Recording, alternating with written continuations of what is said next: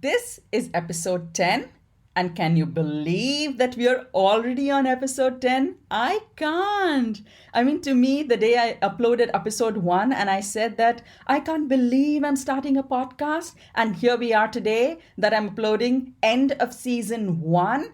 Woohoo! Feeling amazing. So, this is a special episode just because it's episode 10, but I bet there are going to be a lot more coming up. I also just want to clarify that it might be season 1, but we will not be breaking between seasons and we will continue our podcast journey seamlessly.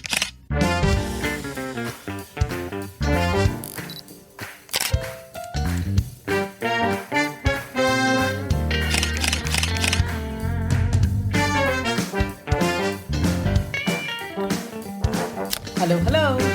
This is your host, Yutama, and welcome to My Food Lens podcast, where we talk about everything from food photography, styling to business and mindset. After 15 years as an architect, I switched careers and I'm now a professional food stylist and food photographer based in Singapore. I'm also the founder of the business My Food Lens, where we help clients elevate their brand through drool-worthy photos. My motto is put your best food forward. Well, here on this podcast, I promise to keep it raw and real and hope you find your answers, action, and inspiration as we move through the episodes. This is episode 10, and today we are talking about how to grow on Instagram the right way. There's always a wrong way to do things, and there's always a right way to do things. We are going to talk about the right way, baby. All right, guys. So, Instagram. I mean, who doesn't love Instagram? Honestly, who doesn't hate Instagram? We all have a love hate relationship with Instagram. Like, don't you agree? I do. All right. So, you know how on one side, like, it's given us such a fabulous platform to showcase our work. And, there are like a million users that we can put our art, our creativity in front of. And it's given birth to new professionals like influencers. But I'm sure you also realize that it's created this unnecessary rat's race. It's created this unnecessary pressure. Oh gosh. Anyway, can you believe that, until maybe even 4 years ago, I had never used Instagram. I had no idea what Instagram was. One day my sister, she told me about this very cool platform that was all about visuals. It was about photographs, and I was intrigued. I was interested. And honestly, the most intriguing part about Instagram to me was that you go in, you post a photo, all right, and it's out in this mystical world, and in amongst the millions of users, millions of people on the platform, anyone can view your photo just by searching for a hashtag. So you are putting your work out and anyone can access it. Like, how cool is that? It was such a fabulous platform for creators to get seen that honestly, I can't even imagine how things were, before Instagram now. I can't even imagine how difficult it was in our parents' era. How did they ever get their art seen? I mean, there were so many limited ways at that time. So we are very lucky. We are very lucky to have access to something like Instagram, especially for us creatives who make visual work. So newspapers were there and magazines were there, but for us who are constantly creating something artistic and photography, like honestly, I feel like that's where Instagram has really come in as such a power punch. So that's why when I joined Instagram, I was like, wow, boss, this is great. I can take photos of food and just share them here for foodies from around the world to enjoy these photos. Like, how awesome is that? Not that there were any great photos. I mean, literally, I was taking a break from architecture and I was cooking a lot because I'd missed cooking when I was working full time. And so I was cooking a lot and I wanted to photograph what I cooked. So I just used my phone and I took some lousy photos. And I never ever thought that one day I would be doing this professionally. So I started posting them, and just like within a few weeks into posting on Instagram, I began to get connected to the foodie community, to the people who were interested, or so I thought, in my photos. So there were accounts that began to follow me, and I followed them back as well. I was pretty naive, I will say that. But and honestly, I thought it was courtesy. I thought it would be rude if I didn't follow them back. So I followed them back whenever they followed me, and I was like, "Ooh, this is fun." I was having fun. It was actually very refreshing for me to be away from the stress of architecture. This was a whole new world for me. I had never been so active on any social media platform. So Instagram was just fabulous. I was enjoying myself, and I had absolutely no agenda of being on social media. I wasn't trying to grow any followers. I wasn't trying to get any more likes. I was just there to enjoy the pleasure of sharing my work. That was all that I was there for. So I kept growing, and I kept getting connected to accounts from around the world, and it was all fun and nice. But there were times, or rather there were mornings, when I would actually I would have gone to sleep with, like, let's say about 300 followers, and I would wake up with only 270. Strange, right? Weird. And it happened over and over again. And then it didn't take me very long to understand that, as much fun as Instagram was, it was a game, a dirty game, a game to grow more followers and to get more likes. Oh, that was so disappointing. I didn't want to play that game. It was exhausting. I mean, I hate stress. I was stressed in my previous job, and then I come back and social media was so fun, and suddenly it was like exhausting. But since I wasn't there on, with any agenda, I was just having fun. So I was like, okay, I'll just continue this way. I'll just continue sharing.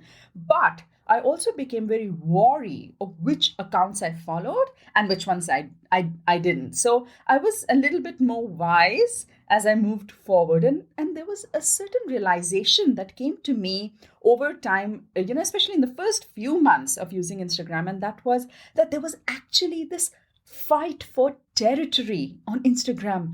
And it just baffled me because, the platform has like over 1 million users. And I remember just thinking to myself, what's the fight for? I mean, there is room for everyone here. There's a place for everyone. There's no need to fight. So that was the mindset when I came to Instagram. And over the past few years, that's where I have been. I've only tried to keep myself positive and to have a healthy relationship with it, even though it has been stressful and it has been difficult at times. But I've been very mindful. I've been very intentional about things, which is why I'm sharing this episode with you today. I know it is all very it's easier said than done to not feel competitive or to not compare yourself to another one on the platform. And these numbers, they can really bring out a very negative side of us. And if you're nodding, if you can relate to this, then you absolutely need to listen to the rest of the episode, because that negativity, the numbers, the negativity, it's only natural to feel that way. And even the best of Instagrammers, even those who have 100,000 followers, even they feel this way. So guys, we are not alone. This is the part of being on social media. This is the mental game of social media. And having seen this whole follow, unfollowness, the game that is around it, it is messy. And there are better ways of growing on Instagram, and that better way is honestly by building a community, by finding our own tribe. So I believe that growing our follower count should never really be a primary purpose of being on Instagram, because we know how fickle algorithms can be. We cannot trust them. And to be honest, the main reason is that when we don't grow, it only causes disappointment, and it causes more comparison, and it causes even more frustration. And that's not what we want. That's not why we want to be on Instagram. We want there for a positive experience, which is why I'm now going to share exactly how we need to grow on Instagram the right way. The number one thing that I suggest doing in order to grow on Instagram is to Know your purpose. Ta-da!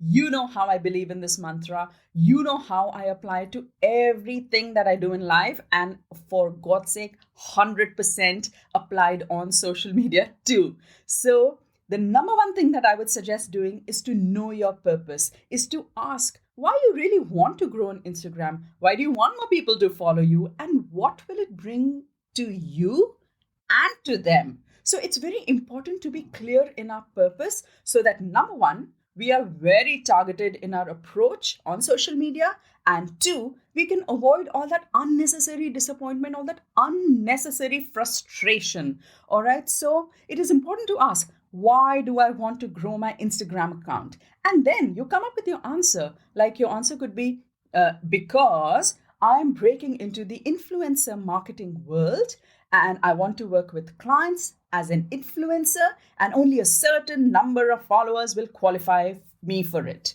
Now, that is a valid reason. Now, that totally makes sense. If influencer marketing is your purpose, then you might not only need to have a minimum number of followers, but you can actually be targeted in what content you post and then try and establish that influencership through your captions. You know what I mean? So basically, in this process, by applying this process, you will not only get noticed for what you want to be hired for, and that is to market a product, talk about a certain product. So you will not only get noticed for what you want to be hired for, but you will also end up attracting the right audience that is actually interested in that content, and you will automatically grow. So by knowing your purpose, you're not only growing, you're growing the right way. And that is by creating and sharing the content that is true to what you want to do. That is what will bring you closer, not just to your ideal audience, it will bring you closer to your ideal client. Now, that is a real win, isn't it? All right, so that is one purpose that you could have, but you could have, another purpose. Let's say that your purpose of growing is just to be able to create and share with like-minded people, all right, to have a connection with like-minded group and to really find inspiration, because what you create is for a hobby. Let's say for now it's just a hobby and you're looking for inspiration, you're looking for connection. Well, then clearly numbers should not be your primary agenda there. Numbers should be secondary, because what should be primary is who is in that community, who is inspiring you, and who are you inspiring. Now that would match your purpose. That would be important, and that would bring you back to the connection that you're looking for. Numbers would never ever bring you back the connection or the inspiration that you're looking for, right? Now, having said that, I have to say that numbers, they may have a small role to play if you intend to help your community in some way. Like, let's say you want to answer their questions by, say, creating a tutorial, or maybe you just want to launch a course at some point. And for that, yes, it 100% might be a good idea to reach as many people as possible. But again, they have to be the right people that you're reaching, because reaching the 10 right people is more important than reaching 90 people who really don't care, who are really not interested in learning from you. So being very clear what your niche is, that what is the kind of help that you can provide, what is the kind of tutorial that you would want, or what is the kind of course that you would want to provide to your audience. Once you know all of those, which are part of determining what's your purpose, then you know what kind of audience you are targeting. You know who you want to reach out to, and what are the right kind of people that you want to grow your following with. And if by chance you do fall into the numbers game and that you start targeting a lot more people than the right kind of people, well, they might only be interested in that follow and follow game, which is not worth your time. It is not worth your stress or your effort. So even if you want to just grow your community, even if you just want a connection for whatever your reason is, it is still important to know what's your purpose. All right. So if you're building a community to share, to find inspiration as a hobbyist, it would be my suggestion, my advice, my appeal, like whatever you want to call it, to not fall into the numbers trap. It will only suck away the joy of creating. So let me tell you a scenario. Like, let's say you take a beautiful picture, right? You've spent hours creating it, and you know that it's work that you're proud of, all right? So it's a beautiful picture, or perhaps it's a recipe. It's your grandmother's recipe for generations. Your relatives and friends have enjoyed it, and it's the recipe of your life, all right? And you put it out on Instagram, your purpose for sharing, right, to the community, and you're very proud of it. But oops, the response is not so great. There are not too many likes, and there is not very high engagement, and you're disappointed. I mean, that's what happens, right? You begin to sort of think, what you begin to doubt yourself. You begin to think, was that photo not good enough? Like, was that recipe not good enough? What was lacking in it? You start doubting yourself. You start second guessing yourself. But trust me, it takes another level of strength, another level of being secure about your work, about who you are, to not be affected by those numbers. Your community, no matter how big it is, will have so much more respect for you when this side of you is reflected in your Instagram presence, because people like the genuine. And if you are that, your audience will love you. And anyway, the algorithms keep changing. If gaining more followers becomes your primary purpose, you know what will happen? Your art will become your secondary purpose. And I am certain that is not what you want. That is not even the thought with which you started your Instagram account. Am I right? So it is so important to build a community the right way, by connecting to those who bring their positivity to us, those who appreciate our work, those who inspire us. And building such connections is actually the key to staying happy and healthy on Instagram. Really, as creators, we need our tribe, we need our community. And thank God for Instagram that we can now create such a community, that we have access to such a community that understands us, that can actually share our struggles and our wins with us. So I'll tell you something that happened with me, which is why I'm saying, this whole big speech about why we need a community. So, this past summer, I got featured in Thrive magazine summer issue. Thrive magazine is probably the world's top vegan magazine. And to be in that magazine was like one of my life ambitions, I can say. And I not only made it, like there was not just a feature of my recipes, but I also made it to the cover, which was crazy. The magazine was all over the United States.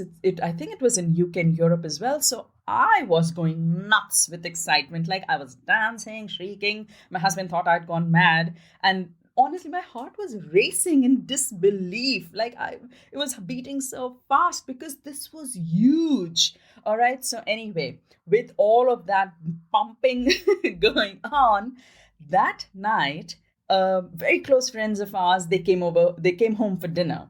All right. So we sat around, we were drinking wine, and obviously there was a lot of excitement in my voice. And they asked me, and I told them all about the magazine and the feature. So they were like, oh, can we see the magazine? They saw the magazine and they loved it, and they were very happy for me. But I felt like they didn't quite get what the fuss was about. Like, okay, it's a magazine. Yes, there's a food photo on the cover, but why is it a big deal? Like, that was so hard for me to explain to them or to communicate with them. And it was not their fault. It was just because they were from a different field. They didn't know much about food photography or the magazine editorial world. So that's how it went. But then I came onto Instagram and I shared this big news with everybody in my community. And just like that, everybody got it instantly. They could immediately relate to it. They understood the amount of work it took, and they understood what that achievement meant. And that's why I say that a community is our strength, because we are all creatives in the same field. And Instagram is this amazing platform that allows us to build that community. But you know what's important? To build it the right way so that we actually create a community for ourselves that cheers for us and we take pride in doing the same for them. I think that's important as well. So growing on Instagram has its own benefits, and but growing it the right way, I think that's what's most important. So whatever your reason for growing might be, whether it's influencership, growing launching a course, whether it is just finding inspiration, whatever your reason is, there are three ways that you can build a larger and a stronger community. All right, so number one, the most powerful way to build your community is by creating killer content. Your work is like literally the most important part of the puzzle. So, as you get better, like in fact, we need to work on getting better at our art. We need to practice our skills, and then we need to keep presenting our beautiful, our inspiring work to the community that is actually waiting for it. That community is actually sitting there. They want to see your work because they like you, because they enjoy interacting with you, because your work inspires them in some way. And that is the best way to grow, because there is clearly no alternative to good quality work, and quality is 100% over quantity on Instagram. That just has to be your mantra. So as long as we just keep putting out our best work possible, it does not mean that we need to create undue pressure on ourselves to create work that is not true to ourselves, but basically just creating killer content the best that we can. And with time, we just keep getting better. And you will realize that as you get better, there will be more people wanting to see your work. There'll be more people who will start finding inspiration in your work. And that is why, since Instagram is a visual platform, we have to make sure that our number one priority has to be to share killer visual content. There is absolutely no alternative to that. All right. So once you have your visual killer content, there is another layer that you can add. And that second way of adding or enhancing that growth is by writing a really thoughtful caption. So when you already have good killer visual content and you add a thoughtful caption to it, you make it irresistible, because words have a power in them. They have emotion in them. I know people say that, a picture is like worth 1,000 words, but words can bring emotion that actually sometimes pictures can't, and especially food pictures. You might have memories attached to it. You might have so many emotions attached to a certain food, and use words to your advantage to bring that out. So along with your beautiful, inspiring work, just take a few more minutes to write something meaningful, something that will add value to your community. Just share a thought, just share an experience. Maybe share the background of the food, or just anything that resonates and is true about you. All right. So let's say that you've made a chocolate cake, and don't just go and say chocolate cake in the caption. I mean, if you go and write those two words, chocolate cake, in the caption, you're going to get a one-word response. Yum, delicious, delish. You might get some emoticons too. So if you don't want that, that is not the kind of engagement we want. We want heartfelt, true, and inspiring engagement, right? So instead of just saying chocolate cake, what if you go in and write something just special about probably, I don't know, maybe the cocoa that you used, or how you turned that cake into a healthy recipe, or or maybe it's you already have a full-time job, this is your hobby. So write about how tired you were, but how inspired you were to come back and create this cake or this photo. Or talk about something funny, like how you saved it from your children for the photo. So now that adds something, that adds value, that will bring engagement. It will engage your audience. It will tell them just a little bit more about your thoughts, your process, And a caption can add so much to your photo that the next time you actually post, your audience will look forward to your caption, not just your visual work. And I can say that is so powerful, really. That is the way to connect to somebody, right? You know what else is a good way to connect to somebody? I'll tell you in point number 3. Whenever we are making top-notch content, we are making it for somebody, right? We are making it for a community. And you know what is the way to build that community? Is by nurturing the community that we already have. So instead of playing games and requests, like literally, like go and check out the work of your community, of your audience, see what they are doing and leave something fun, maybe a thoughtful comment on their picture.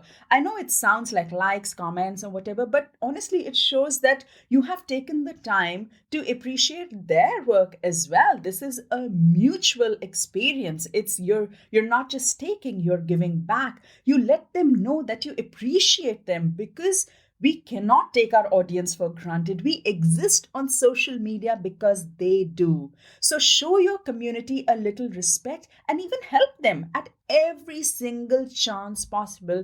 Because hello, isn't that what a community is about? Because this is the way you will not only just grow your audience, but you will grow out of true goodwill of people. And there's nothing more satisfying for a creator and for an artist than that. So this is what I have done to grow on social media. And I know that I don't have a very large community today or 100,000 followers, but I could not be happier for the community that I have today. I mean, they're genuine and absolutely amazing, and we cheer on each other. And if you've seen me on Instagram, you know that I truly, truly mean this. Right, guys? So a quick recap on what we talked about today, about growing on Instagram the right way. Well, the first thing that you need to ask yourself is, what is your purpose of wanting to grow on social media? Is it for a professional reason? Are we selling a course or a product to our audience? Or do we really want to just share our work and inspire others for the joy of creative living? So once you've figured out your purpose, stay on track. You create content that matches your purpose and what you would like to be known for, and create content that is irresistible to your audience. And then also don't ever forget to give back the love and to respect and not just the love, the respect that you receive on the platform. So this way you will stay satisfied, you can stay healthy on social media, and you'll be able to keep the joy in creating. That will always remain the primary in your social media experience, right? And the fear of numbers or the stress of numbers will not impact your creativity, or it will not make you second guess your own potential. Your community will grow, and you have to remember that even slow growth is growth, that slow progress is progress. So remember that your community will grow, and it will grow with intention, and it will grow the right way. So hope you enjoyed this episode, and I really hope that you found it useful, and in some way, I hope that it takes away the pressure of numbers that we forever feel on social media. I've been there too, and I totally get it. All right, so if you enjoyed this episode, if you found it helpful, I would appreciate if you could please subscribe and leave me a review on whichever platform you might be listening. And if you're an Apple Podcast person or an iTunes person, I have a special and request for you. And that is, if you could please rate, review, and subscribe on iTunes or Apple Podcasts. That would mean so much to me. I would be so grateful, because that is a very important platform, and that way this podcast would be able to reach more listeners, and it'll help me grow bigger, better, and get better guests for you. So guys, just a small request for all you Apple Podcasts listeners. All right, I will take your leave, but I'll see you next week with another episode. Until then, bye-bye.